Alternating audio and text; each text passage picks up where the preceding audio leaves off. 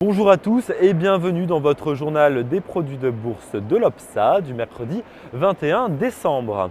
Belle hausse sur les bourses européennes alors que Fitch maintient la pression sur l'Europe. Les Allemands ne semblent pas s'inquiéter des menaces qui planent sur les notes de l'ensemble des pays de la zone euro.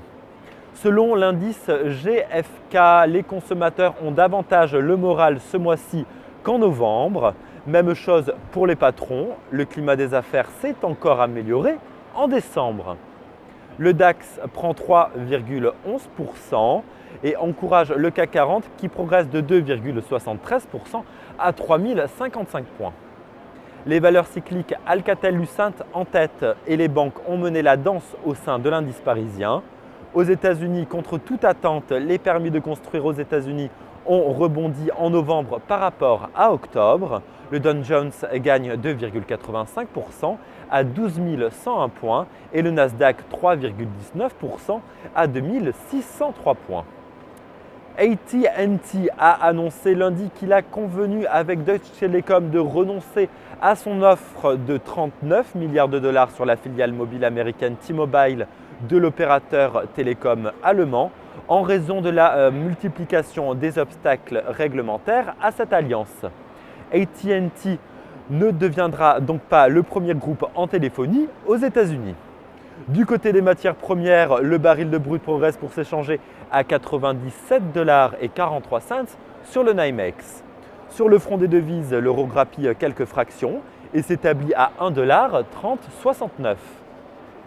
Les volumes sont faibles sur le marché des produits de bourse avec 15,7 millions d'euros échangés dans une séance de forte hausse. Le ratio call-put global revient sur sa normale, 60% call contre 40% put. Les investisseurs en turbo et varentistes sont alignés sur les mêmes pourcentages.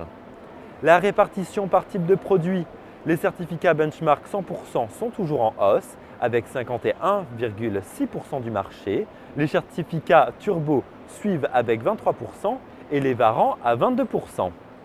Concernant la répartition par sous-jacent, les indices dominent, favorisés par l'incertitude et pour la recherche des paniers bien diversifiés de la part des investisseurs, 76%. Les matières premières baissent à 6,3% et les actions en forte hausse à 15,8%.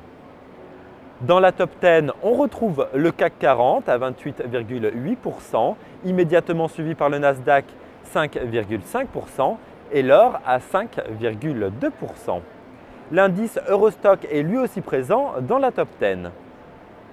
Côté actions à suivre, les financières avec BNP, AXA et Société Générale et les industriels énergie avec Vinci et Air Liquide. La valeur du jour, c'est aujourd'hui le groupe d'entreprises commerciales PPR. Graphiquement, le titre est soutenu par une oblique ascendante en place depuis les points bas d'octobre 2011. Le RSI journalier repasse au-dessus de sa zone de neutralité, visant un rebond limité vers 112 € tant que 101 € n'est pas enfoncé. La stratégie qui vous est proposée pour jouer cette valeur, c'est l'achat de Varencol PPR à 1315 T d'Unicredit au prix d'exercice de 110 € et d'échéance au 1er juin 2012. Voilà, c'est tout pour aujourd'hui. Bonne journée et à demain.